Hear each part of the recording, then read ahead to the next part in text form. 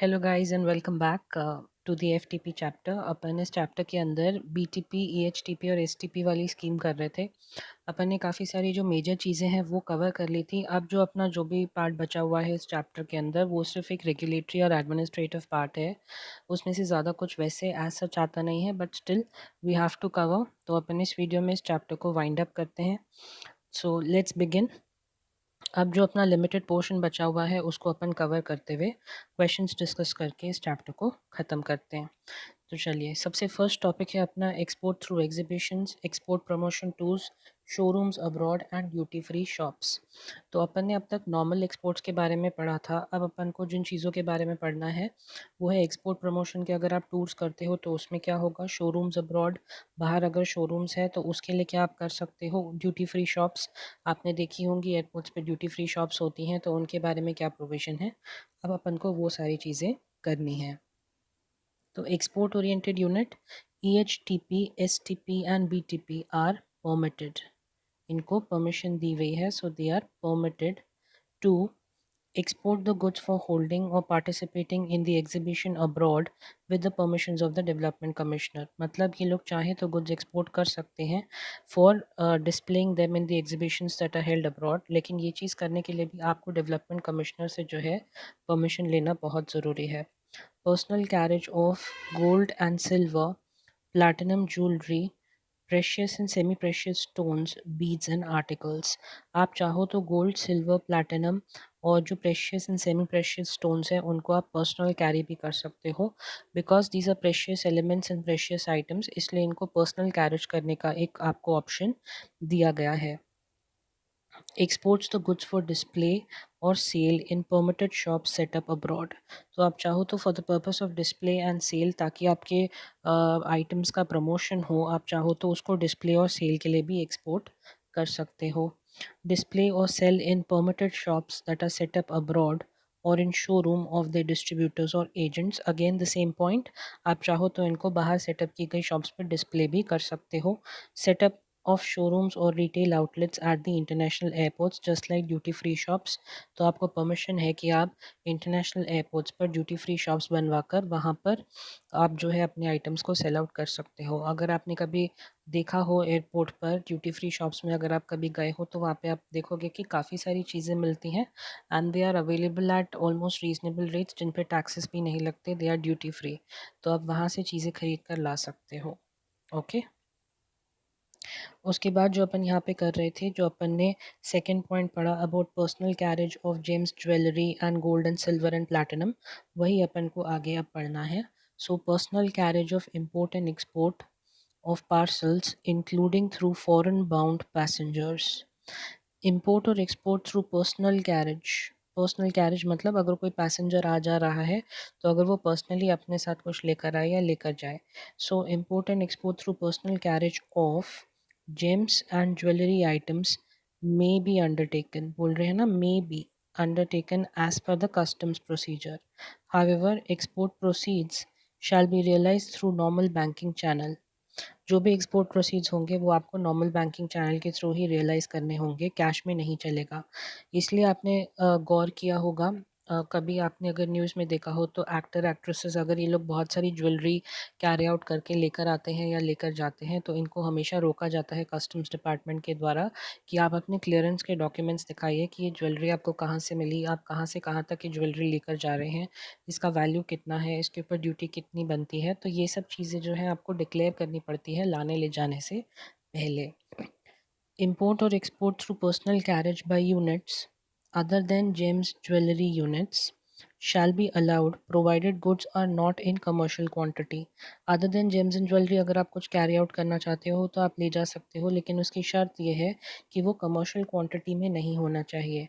when we say commercial quantity, तो commercial quantity का मतलब क्या होता है, it should not be in larger amounts। आप थोड़े थोड़े अमाउंट्स में आप उसको कैरी कर सकते हो, but it should not be in larger amounts that are equivalent to commercial quantity। For example 10, 20, 30, 40 kgs के अगर आप ये सब आइटम्स कैरी कर रहे हो then this is not allowed. An authorized person of gems jewelry export oriented unit may also import gold in the primary form up to 10 KGs. उनको gold import करने का परमिशन है up to 10 KGs in a financial year through personal carriage. Since यहाँ पर गोल्ड की बात कर रहे हैं which is a precious element, तो आप चाहो तो और अगर आप एक gems and jewellery export oriented unit हो तो आप पर्सनल कैरेज में, लेकिन ये आपको ध्यान रखना पड़ेगा आप एक ऑथराइज पर्सन होने चाहिए हो, वो भी किसके, James and jewellery export oriented unit के, तभी आपको अलाउड होगा कि आप पर्सनल कैरेज में अप टू 10 केजीज एक फाइनेंशियल ईयर में आप गोल्ड कैरी कर सकते हो as per the guidelines that are prescribed by the Reserve Bank of India and Department of Revenue. Okay, तो इस पॉइंट पे हो सकता है वो आपसे कुछ क्वेश्चन पूछ सकते हैं regarding personal carriage of gems jewellery and gold, तो आपको पता होना चाहिए। फिर export and import by post और courier, goods including free samples may be exported or imported by air freight or through foreign post office or through courier as per the customs procedure। तो आपको customs का procedure follow up करना पड़ेगा, उसके बाद आप चाहो तो उसको एयर फ्रेट से इंपोर्ट या एक्सपोर्ट करवा सकते हो। रिवाइवल ऑफ सिक यूनिट्स, अब अपन को करना है what is the revival of sick units. तो सिक यूनिट्स की जब आप बात करते हो, what do you mean by sick unit? Sick मतलब something that is not well और अनवेल बेसिकली। तो सिक यूनिट्स की जब आप बात करते हो तो आपको अनवेल यूनिट्स की बात करनी है, यानी ऐसे यूनिट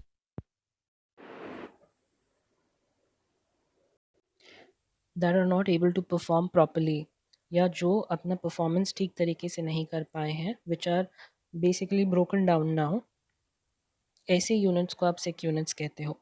तो subject to a unit being declared as a sick by the appropriate authority, proposals for the revival of the unit or its takeover may be considered by the board of approval। Board of approval इनके revival का procedure जो है, sorry proposal जो है वो consider कर सकती है कि हमें इनको रिवाइव करना है या नहीं करना है, वो बोर्ड ऑफ अप्रूवल डिसाइड करेगी। Approval of EHTP and STP. In case of units under the EHTP or STP scheme, necessary approval or permission under the relevant paras of this chapter shall be granted by the officer designated by the Ministry of Communication and Information Technology, Department of Electronics and Information Technology instead of the Development Commissioner। तो सिर्फ EHTP that is electronic hardware and technology park and software technology park, since ये दोनों ही technical field से related हैं, इसलिए इन दोनों के setup के लिए उन्होंने परमिशन किसको दी है? Ministry of communication and information technology, department of electronics and information technology instead of development commissioner and by inter ministerial standing committee that is IMSC instead of the board of approval. तो बस आपको इतना पता होना चाहिए कि EHTP और STP के सेटअप के टाइम आपको किन से परमिशन लेनी है, तो वो ये लोग हैं। Approval of a biotechnology park, तो बायोटेक्नोलॉजी पार्क के लिए आपको किससे अप्रूवल लेनी पड़ेगी? Biotechnology parks would be notified by the DGFT that is director general of foreign trade on recommendations of the Department of Biotechnology। In case of units in biotechnology park, necessary approval or permission under the relevant provisions of this chapter will be granted by the designated officer of the department of biotechnology. तो जो भी designated officer होंगे of the department of biotechnology, वो आपको relevant permission grant करेंगे for the setup of a biotechnology park.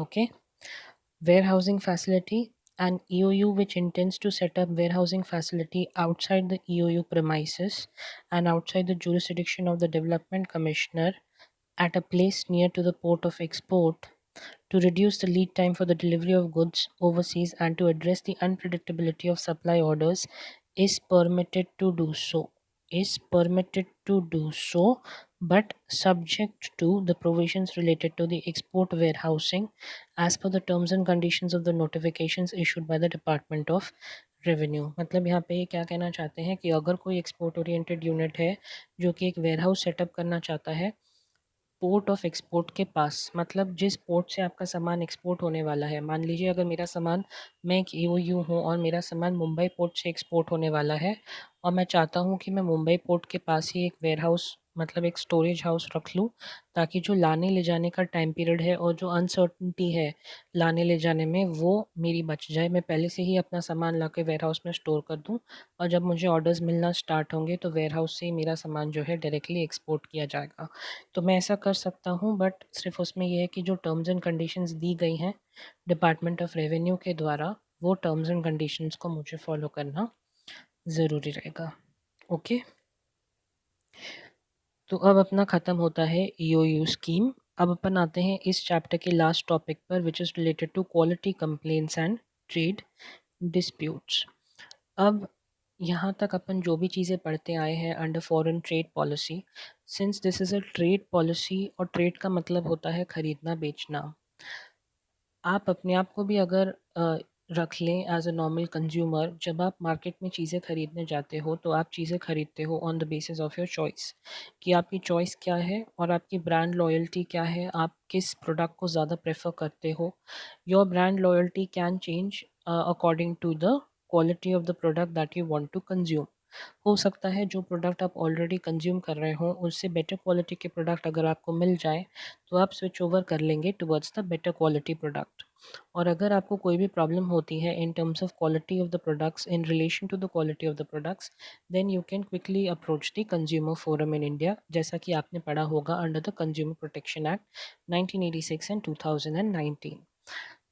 अब as a consumer you can approach the consumer forum, but जब आप एक्सपोर्ट इंपोर्ट की बात करते हो और इंटरनेशनल लेवल पर ट्रेडिंग की बात करते हो, वहाँ पर अगर कोई क्वालिटी में प्रॉब्लम आया, कोई डिस्प्यूट राइज हुआ, क्वालिटी कंट्रोल को अगर देखना चाहें तो आप क्या कर सकते हो, तो वो चीज़ें अपन को यहाँ पर पढ़नी है कि अगर इंटरनेशनल ट्रेड के अंदर कोई डिस्प्यूट आता है क्वालिटी से रिलेटेड या किसी भी और मैटर से रिलेटेड, तो क्या प्रोसीजर फॉलो करना है, तो वो अपन को यहाँ पर करना पड़ेगा। इसका ऑब्जेक्टिव क्या है? Exporters need to project a good image of the country abroad to promote the exports, but obviously जब आपकी क्वालिटी अच्छी होगी गुड्स की तभी आपकी एक अच्छी इमेज बाहर बन पाएगी। Maintaining an enduring relationship with foreign buyers is of utmost importance, and complaints or the trade disputes, whenever they arise, need to be settled amicably as soon as possible. Importers too may have grievances as well.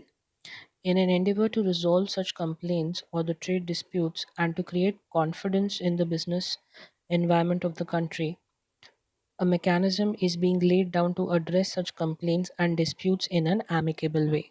मतलब कि हम अपना एक अच्छा image बाहर बनाना चाहते हैं, और अच्छा इमेज बनाने के लिए सबसे पहली चीज़ तो ज़रूरी है कि आपकी जो क्वालिटी है गुड्स की वो हमेशा टॉप क्लास होनी चाहिए। It should always be of a good quality. And अगर कोई डिस्प्यूट अराइज भी होता है तो आपका जो रिड्रेसल मैकेनिज्म है that should be very strong. When you से रिड्रेसल मैकेनिज्म, तो इसका मतलब होता है कि जो आपके डिस्प्यूट्स अराइज हुए हैं उनको रिजॉल्व करने का जो तरीका है that should always be on the top, और हमेशा वो स्मूथ होना चाहिए, मतलब उसमें कोई भी लूप होल्स ज़्यादा होना ज़रूरी नहीं है, नहीं होने चाहिए लूप होल्स, और जो है स्मूथली सारा का सारा प्रोसीजर कैरी आउट होना चाहिए। तो वो चीज़ कैसे अचीव करनी है, क्या करना है, वो चीज़ अपन को यहाँ पर देखनी है।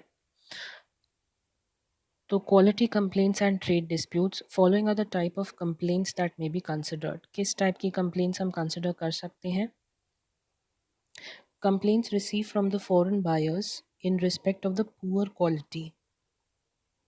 जो फॉरेन बायर्स हैं, अगर उनको क्वालिटी अच्छी नहीं लगी प्रोडक्ट्स की तो वो कंप्लेन कर सकते हैं।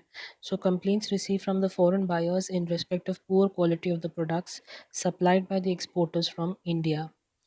Complaints of the importers against the foreign suppliers in respect of quality of the goods supplied। तो यहाँ पर importers भी चाहे तो foreign suppliers हैं उनके against complaint कर सकते हैं। याद रखिएगा complaint दोनों तरीके से हो सकती है। जिसने हमसे बाहर ख़रीदा है, मतलब जिनको हमने एक्सपोर्ट किया है, वो भी कंप्लेंट कर सकते हैं, और अगर हम इम्पोर्टर हैं यानी हमने अगर किसी से रॉ मटेरियल इम्पोर्ट किया है और उसमें कोई प्रॉब्लम होती है तो हम भी कंप्लेंट फाइल कर सकते हैं। Complaints of unethical commercial dealings, अगर आपने कोई अनएथिकल तरीका अपनाया है तो उसकी कंप्लेंट भी की जा सकती है। Categorise mainly as non supply और partial supply of the goods after the confirmation of order, यानी अगर आप कंफर्म होने के बाद, ऑर्डर कंफर्म होने के बाद आपने जो ऑर्डर के अंदर क्वांटिटी कंफर्म हुई थी वो सप्लाई नहीं करी या पार्शियल सप्लाई किया है तो उसके बारे में भी कंप्लेंट की जा सकती है। Supplying goods other than the ones as agreed upon, यानी जो गुड्स हमने मांगे थे आपने उसकी बजाय कुछ और दे दिया।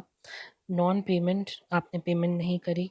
Non adherence to the delivery schedule, मतलब जो डिलीवरी शेड्यूल डिसाइड हुआ था उसके अकॉर्डिंगली आपने डिलीवरी नहीं करी। अगर ये सारी प्रॉब्लम्स भी आती हैं तो भी आप कंप्लेंट फाइल कर सकते हो। तो मतलब 3 टाइप की कंप्लेंट्स हो गई। सबसे पहली कंप्लेंट आपकी हो गई कि अगर एक्सपोर्टर जो है जिनको आपने एक्सपोर्ट किया है सामान, आप एक्सपोर्टर हो, आपने एक्सपोर्ट किया है किसी को सामान, अगर उनको प्रॉपर क्वालिटी का नहीं मिला तो वो कंप्लेंट फ़ाइल कर सकते हैं। दूसरा है कि अगर आप इंपोर्टर हो, आपने बाहर से कुछ मंगाया है, अगर वो प्रॉपरली नहीं आया तो या उसकी क्वालिटी ठीक नहीं है तो आप भी कंप्लेंट फ़ाइल कर सकते हो। और तीसरा है जहाँ पर नॉन ट्रेड कंप्लेंट्स आ जाती हैं, मतलब ट्रेड रिलेटेड नहीं होती, आपने गलत सामान सप्लाई किया है, आपने जो है क्वांटिटी सही सप्लाई नहीं करी, आपने पेमेंट्स नहीं करे, अगर ये सब बातें होती हैं तो इनके बारे में भी आप कंप्लेंट फ़ाइल कर सकते हो। ओके, आगे चलें।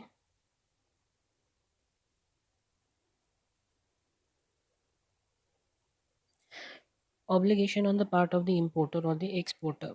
Rule 11 of the Foreign Trade Regulation Rules 1993 requires that on the importation into or exportation out of any customs port of any goods, whether liable to duty or not, the owner of such goods shall, in the bill of entry or the shipping bill or any other documents prescribed under the Customs Act 1962, state, क्या आपको लिखना पड़ेगा उस document के अंदर? The value, quality and description of such goods to the best of his knowledge and belief. And in case of exportation of goods, certify, आपको क्या चीज़ सर्टिफाई करनी पड़ेगी? That the quality and the specification of the goods as stated in those documents are in accordance with the terms of the export contract entered into with the buyer or the consignee, in pursuance of which the goods are being exported, and shall subscribe to a declaration of the truth of such statement at the foot of such bill of entry or shipping bill or any other document. Violation of this provision renders the exporter liable for a penal action. तो simply ये क्या बोल रहे हैं, rule level 11 क्या कहता है कि भले ही आप इंपोर्टर हो या आप एक्सपोर्टर हो, दोनों में से आप किसी भी कैटेगरी में आ सकते हो। आपकी ये ड्यूटी है कि जो भी डॉक्यूमेंट्स आप प्रिपेयर करोगे इंपोर्ट एक्सपोर्ट के लिए, भले ही वो बिल ऑफ एंट्री हो या शिपिंग बिल हो या कोई और डॉक्यूमेंट हो as per the customs act, तो आपको उस डॉक्यूमेंट के अंदर क्या चीज़ें मेंशन करनी पड़ेंगी? एक तो value of goods, the quality of goods and the description of such goods, और एक डिक्लेरेशन भी देना पड़ेगा कि as per the best of your knowledge जो भी हमने लिखा है वो सही है। इसके अलावा अगर आप एक्सपोर्ट करते हो तो आपको एक सर्टिफिकेशन देना पड़ेगा जिसके अंदर आप ये लिखोगे कि जो क्वालिटी और स्पेसिफिकेशन की जो गुड्स है, जो क्वालिटी और गुड्स स्पेसिफिकेशन है गुड्स के, जैसा कि हम डॉक्यूमेंट्स के अंदर लिख रहे हैं वो एग्जैक्टली मैच करता है as per the terms of contract, जिस कॉन्ट्रैक्ट के अंदर ये ट्रेड डील हुई थी। तो ये डिक्लेरेशन देना आपका बहुत ज़रूरी है। अगर आप ये चीज़ फॉलो नहीं करते हो तो आपके ऊपर पेनल एक्शन लिया जा सकता है। Certain export commodities have been notified for compulsory quality control and pre-shipment inspection prior to their export. Penal action can be taken under the Export Quality Control and Inspection Act, amended in 1984, against the exporters who do not conform to these standards and provisions of the act as laid down for such products. कुछ products ऐसे हैं जिनके लिए लिखा गया है कि pre shipment का जो उसके अंदर इंस्पेक्शन है वो ज़रूरी है, मतलब शिप करने से पहले आपको उसे इंस्पेक्ट कराना पड़ेगा, चेक कराना पड़ेगा इन एक्सपोर्ट करने से पहले। अगर आप ये नहीं कराते हो तो आपके ऊपर पेनल एक्शन लिया जा सकता है। वो कमोडिटीज़ कौन सी हैं उनके बारे में मेंशन किया गया है अलग से। तो उन कमोडिटीज़ को शिप करने से पहले या एक्सपोर्ट करने से पहले ये ज़रूरी है कि आप उनका इंस्पेक्शन जो है वो करवाएं।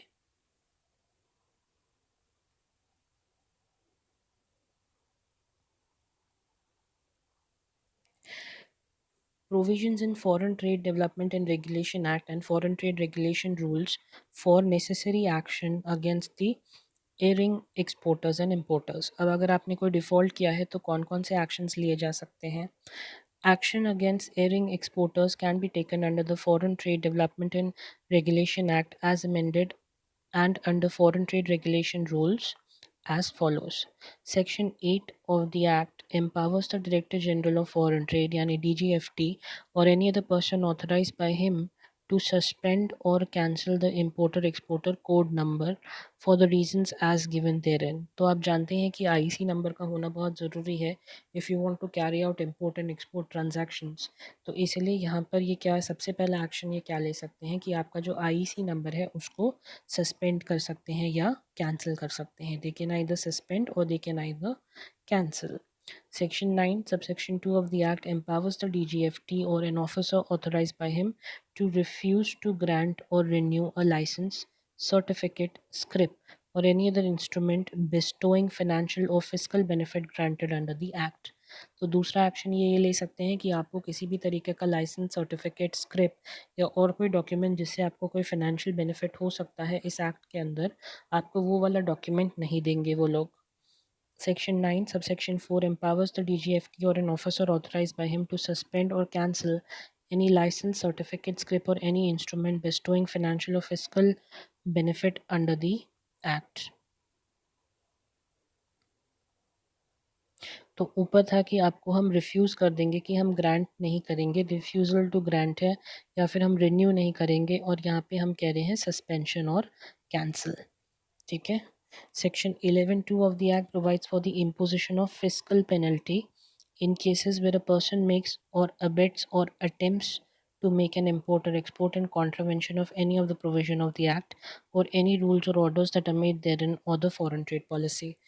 11(2) में वो फिजिकल यानी मॉनेटरी पेनल्टीज़ जो हैं वो लिखी गई हैं कि आपके ऊपर क्या मॉनेटरी पेनल्टीज़ लग सकती है अगर आपने किसी भी एक्ट को, फॉरेन ट्रेड पॉलिसी के अंदर जो भी रूल्स रेगुलेशंस लिखे हैं अगर आपने उनको फॉलो नहीं किया तो आपके ऊपर क्या मॉनेटरी पेनल्टी लग सकती है, वो सेक्शन 11 सब सेक्शन 2 के अंदर लिखा गया है।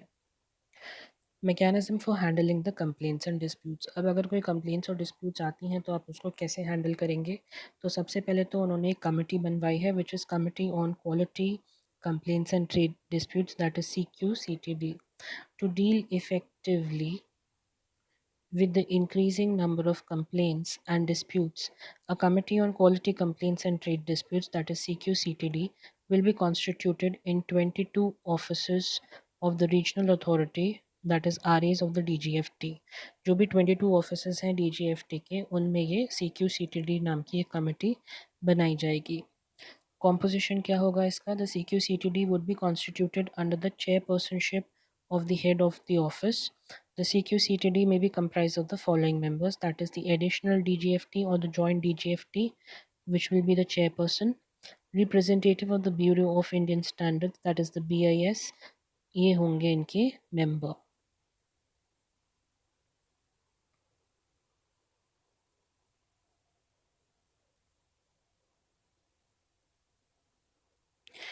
Representative of agriculture and process food products export development authority, ये भी मेंबर होंगे। Representation of the branch manager of the concerned bank, ये भी मेंबर होंगे। Representative of the federation of Indian exporter organisation और एक्सपोर्ट प्रमोशन काउंसिल, ये भी member होंगे। Representative of the export inspection agency, member. Nominee of the director of industries of the state government, member. Nominee of development commissioner of MSME, ये भी होंगे member. Officer as nominated by the chairperson, which will be the member secretary, and any other agency as co-opted by the chairperson, ये भी होंगे इनके member। Okay, it is not necessary for you to learn the composition of CQCTD, इतना नहीं पूछते वो। functions इसके पूछ सकते हैं कि CQCTD के functions क्या होते हैं। The committee, that is the CQCTD, will be responsible for inquiring and investigating into all quality related complaints and other trade related complaints falling under the jurisdiction of the respective RAs। तो जो भी respective RAs की jurisdiction में complaints आएंगी, हमने पढ़ा है कि 22 regional authorities हैं जहाँ पर CQCTD बनेगी, तो जिस regional authority में की jurisdiction में जो complaints आएंगी उनको वो handle करनी पड़ेंगी। It will take prompt and effective steps to redress and resolve the grievances of the importers and exporters and overseas buyers, preferably within 3 months of the receipt of the complaint। मतलब इनका main कोशिश यही रहेगा कि prompt और एकदम quick तरीके से जो है रिड्रेसल किया जाए कंप्लेंट्स का। पॉसिबली 3 महीने का टाइम होगा कि जब कंप्लेंट फाइल हुई है तो 3 महीने के अंदर अंदर जो है उनको रिजॉल्व करके सॉर्ट कर दिया जाए। Wherever required, the committee, that is the CTD, may take assistance of the Export Promotion Councils, FIEO, commodity boards or any other agency as considered appropriate for the settlement of disputes. तो अगर ये लोग चाहें तो दूसरी agencies या दूसरी committees का भी सहारा ले सकते हैं जहाँ पर इन्हें लगता है कि इन्हें ज़रूरत है गाइडेंस की, तो ये लोग उनका सहारा ले सकते हैं. Proceedings under the CQCTD. Proceedings are only reconciliatory in nature. मतलब रिकन्सिलेटरी इन नेचर का मतलब होता है कि वो रिकन्सिलेशन टाइप की प्रोसीडिंग्स होती हैं जहाँ पर वो इम्पोर्टर और एक्सपोर्टर के बीच में रिकन्सिलेशन कराना चाहते हैं, मैटर को रिजॉल्व कर कर उनके बीच में प्रॉपर तरीके का एक रिलेशनशिप बनाना चाहते हैं. They do not want to end the trade, they want to reconciliate it. Reconciliate it मतलब कि वो ट्रेड रिलेशनशिप वापस से बन जाए और जो भी डिफ़िकल्टीज़ हैं उनको दूर किया जाए. And the aggrieved party, whether the foreign buyer or the Indian importer, is free to pursue any legal recourse against the other erring party. और जो भी फॉरेन बायर है या इंडियन इम्पोर्टर है, दोनों के पास अपना अपना लीगल रिकॉर्स रहेगा. अगर वो चाहें तो एक दूसरे के अगेंस्ट कोई भी लीगल एक्शन ले सकते हैं. Procedures to deal with the complaint and trade disputes. The procedure for making an application for such complaints or trade disputes and the procedure to deal with such quality complaints and disputes is given in the Handbook of Procedures. तो जैसा handbook of procedures में लिखा है वो आपको follow करना पड़ेगा. Corrective measures. The committee at the regional authority level can authorize the export inspection agency or any technical authority to assess whether there has been any technical failure of not meeting the standards, manufacturing or design defects, etc., for which the complaints have been received. तो जो committee है regional authority level पर, वो चाहे तो external agencies को appoint कर सकती हैं इंस्पेक्शन करने के लिए, ताकि टेक्निकल जो कमियां रह गई हैं उनको पता लगाया जा सके. हो सकता है ये लोग टेक्निकल कमियां निकालने में इतने इक्विप ना हो, इसलिए ये एक्सटर्नल एजेंसीज़ का सहारा ले सकते हैं इन ऑर्डर टू डिसाइड और in order to find out कि अगर कोई टेक्निकल कमियां रह गई हैं या नहीं.